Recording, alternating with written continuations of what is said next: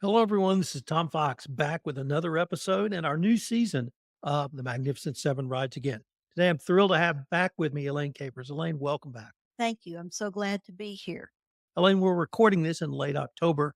And of course, the Magnificent Seven Rides Again show has concluded. I wanted to really start with what were your reflections on this year's show? Oh, this year's show was fantastic.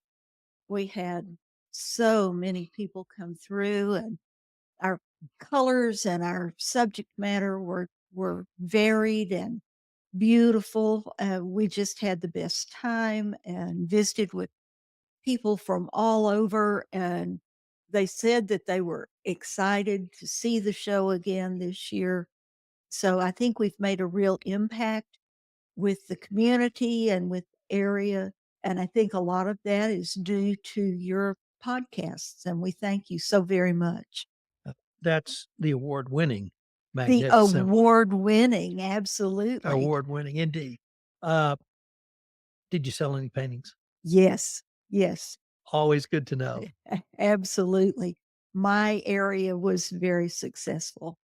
In terms of the people who came to the show, did you sense that there was kind of a new group from last year? There's seems to be a fairly dedicated cadre of people like myself who come to shows regularly who appreciate art. But did you see some new faces this year? Yes, we saw many new faces. We had returning patrons and lots of new faces. And it was so great to see people who said, "We heard about it from last year. We didn't get to come last year, and we knew we were not gonna miss this year." Did you have any of sort of the wide-eyed 8-year-old girl or 8-year-old boy that you were able to engage and find out what moved them about the art? Yes, especially Deanna Eichmann.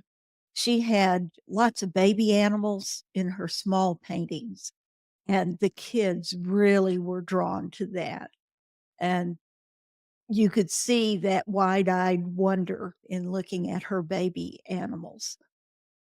What were some of the highlights of the show for you, Elaine? Oh, visiting with new people, I got a couple of commissions from people that I had never met before, and that's always such a compliment. Paintings were sold to people that I had never met, and then I got commissions from those same people, and it was, "We like your work. Do you think you could do something from this photograph in the same style that you have done this painting?" And what a compliment. What a compliment. Were there any other people from what you would call West Texas? Uh, I had family come, and they were all cousins and brothers and their wives, and all of that, of course, is West Texas. What I was really intrigued about is what does an artist do, and specifically, what do you do after you have a very big show that you've worked on literally for a year? It's done very well, both in terms of reception and sales, and now I find out even commissions going forward. Is there a letdown? Do you just finally have the chance to breathe, or does it so inspire you, you sit down the next day in front of an easel? Or maybe all of the above? All of the above, yes. Uh, at the end of the artist reception, and you've seen friends and family and you've met new people, then I went home and had a glass of wine and went to bed. And for a few days, it was just an unwinding process.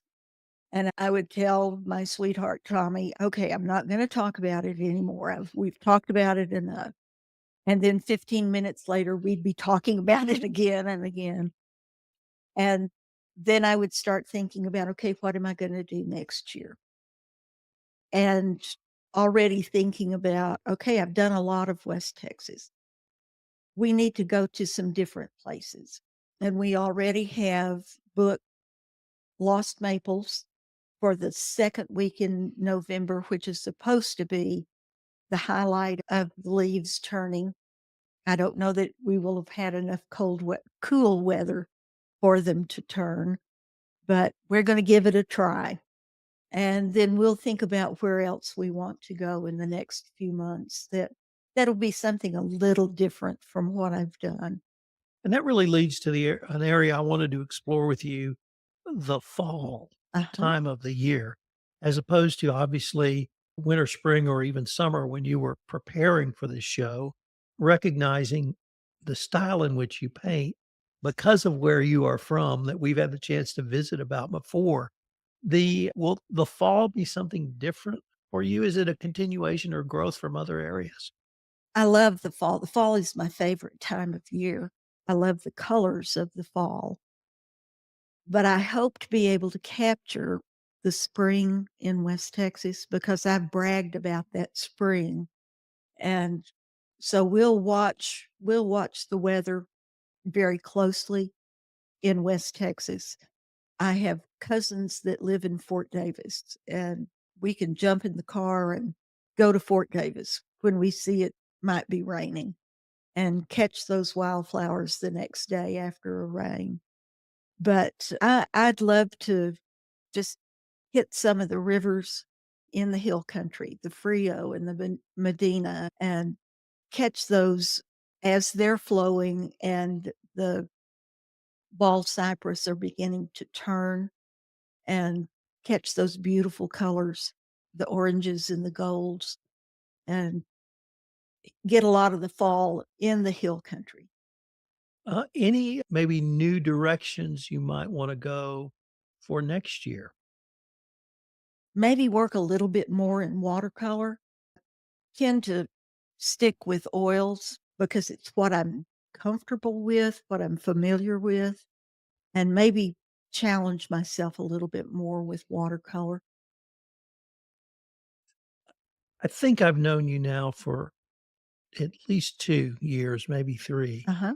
but that something you just said about your own growth as an artist, could you say a few words about that? Has it just been sort of organic? I wanna try something new. I feel more comfortable. All of the above, or maybe none of the above? I'm always wanting to challenge myself to do something, if not new, something better. I feel like I'm always growing. When I retired, my challenge was to paint a little bit every day, even if it's just a stroke or 2. And I could see how I was growing just by painting every day. And other people could see that I was growing by painting every day. When I first moved to Kerrville, there was a workshop at the Kerr Arts and Cultural Center by a lady who I really admired her work. And it was a $200 workshop. And I was living hand to mouth. I thought, do I want to take the workshop or do I want to buy groceries and eat or take the workshop?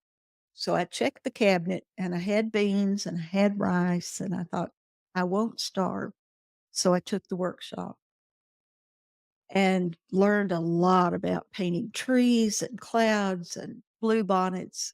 Fell in love with the instructor, and fast forward 20 years, and I paint with the group at the senior center on Mondays. And this lady that was teaching the workshop paints with this group on Mondays. And now I get her advice for free. And she still is giving the same advice that I got from that workshop. And I get the same good advice every Monday for free. And I have come such a long way from do I eat or do I take the workshop? And I have grown so much throughout that time. And so every day I paint a little bit every day. I believe I read or was received a text message that the Magnificent Seven will ride again. in 2025. Did I get that correct? You got that correct. What do you hope to bring to next year's show, or will it be sort of a continuation of the things you've talked about here? It will be a continuation of what we have done and what we love. We hope to always hope to have brand new things to bring to the show. And I know you saw the brand that we had made this year, and I've not discussed it with the other ladies, and this is just something that we can toss out. Uh, but I was thinking it would be a neat title for our show next year, that we ride for the brand. And I don't know if the other ladies will like that idea or not, but I'm gonna throw it out there for them. Whatever you name it, we will definitely follow it. Elaine, it's so nice to be able to sit down with you again. I wanted to thank you again, and I can't wait to see what you come up with. Oh, it'll be exciting, whatever it is. Thank you.